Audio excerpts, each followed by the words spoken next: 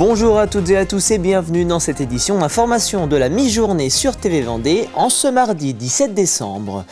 Et on commence ce journal avec cette initiative de l'association ADI qui a souhaité mettre en avant ses entrepreneuses en organisant un village des créatrices audacieuses. Grâce à l'association, ces femmes qui ont peu de chance d'être suivies par les banques sont ainsi en partie financées et conseillées afin de faire décoller leur entreprise. Elles sont audacieuses parce qu'elles ont osé à un moment donné prendre des risques et créer leur entreprise. Pas toujours facile parfois de passer par une autre structure que l'ADI parce que parfois elles n'ont pas la possibilité de passer par un crédit bancaire. L'ADI est là pour aider toutes les personnes qui ne peuvent pas passer par un crédit bancaire. On pense sincèrement que tout le monde peut devenir entrepreneur si on est bien financé, bien accompagné et bien assuré. Et ça, c'est 3 missions importantes de l'ADI. Et retrouvez dès à présent l'intégralité de ce reportage sur notre site tvvendée.fr.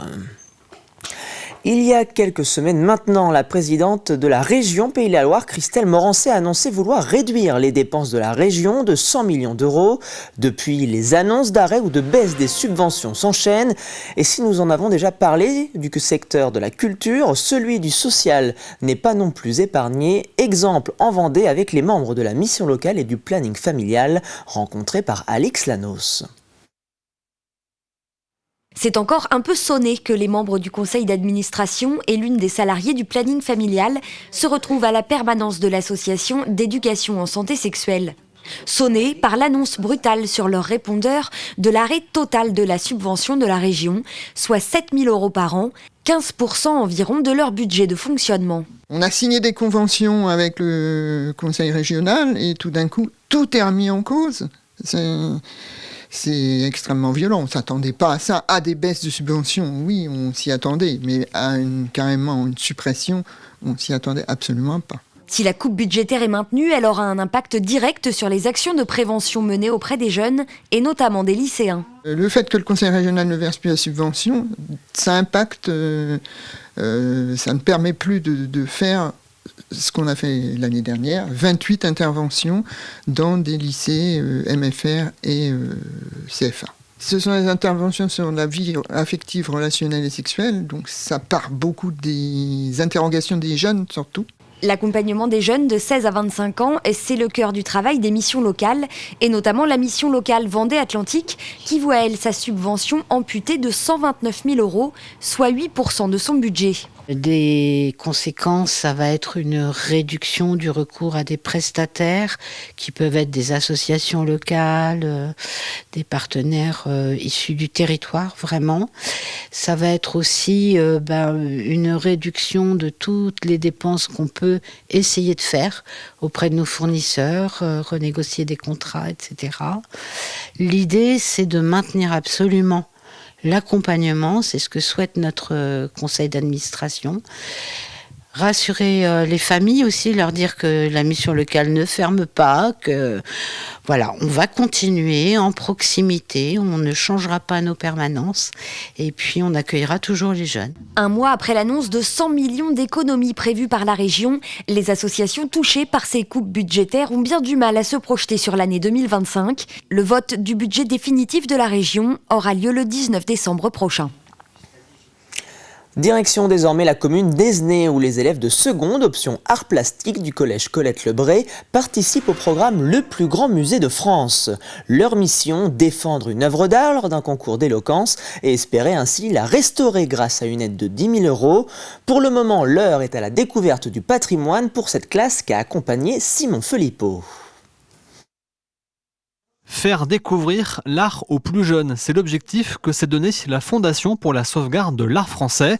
Durant toute l'année, des classes de lycée sont associées à des projets de restauration de différentes œuvres. Ça évolue vraiment au cours de l'année. Moi, je les vois 3 fois dans l'année.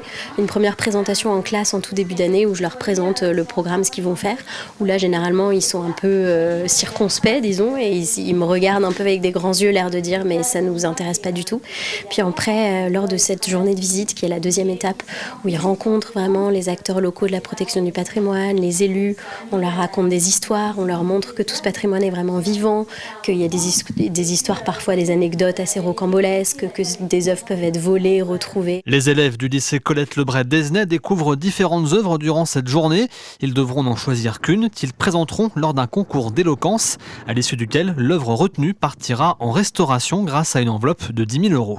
Ils vont sélectionner un certain nombre de choses qui les intéressent à travers soit leur prise de croquis, soit les choses qui vont être dites pour ensuite défendre l'œuvre qu'ils auront choisie. Je pense qu'il y aura pas mal de supports qui vont être proposés.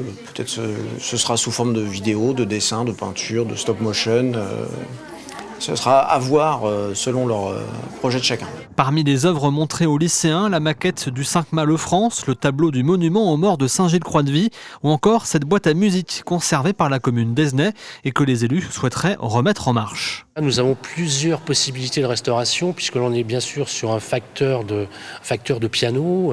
Bien sûr, on a du piano, de la mécanique du piano, tout ce qui tourne autour de ça. On a bien sûr aussi de l'ébénisterie et du travail aussi au niveau de la peinture que l'on a en façade. Et voilà, je crois qu'on aura fait le tour des trois grands artisanats d'art qu'on pourra mettre en œuvre sur ce piano mécanique. Le plus grand musée de France, c'est le nom de ce programme, permet d'associer les lycéens à la restauration d'objets d'art. Des lycéens qui vont désormais plancher sur leur concours d'éloquence.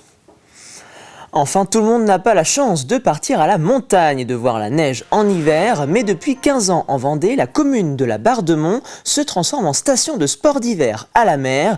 Descente en luge, marche en raquette et même balade en chien de traîneau vous attendent dès le 8 février 2025.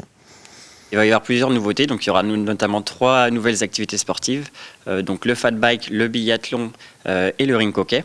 Donc toutes ces activités ont un lien avec les sports d'hiver et du coup la grosse nouveauté et la petite surprise ce sera qu'on va avoir un sauna mobile qui sera placé au niveau de l'école de voile, donc avec une vue sur mer. L'idée c'est de développer une identité de marque à la Barre-de-Mont autour du coup des sports d'hiver à la mer.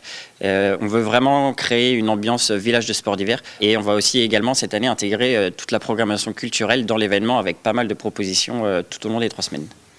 Les réservations ouvrent donc le 22 janvier pour l'ensemble des activités et à noter également qu'à partir de décembre 2025, la piste de luge de Fromentine seront-elles ouvertes jusque tout l'hiver. C'est l'heure de jeter un œil sur votre météo de cet après-midi. Le voile nuageux et les brouillards de la matinée devraient encore être présents dans le ciel. Du côté des météos, vous aurez 8 degrés à Montaigu, 8 degrés également à Fontenay-le-Comte, 9 à La Roche-sur-Yon et jusqu'à 12 pour nos îles. C'est la fin de cette édition. Merci pour votre fidélité. Je vous retrouve tout à l'heure à 18 h pour un nouveau point sur l'actualité vendéenne. Très bon après-midi sur TV Vendée.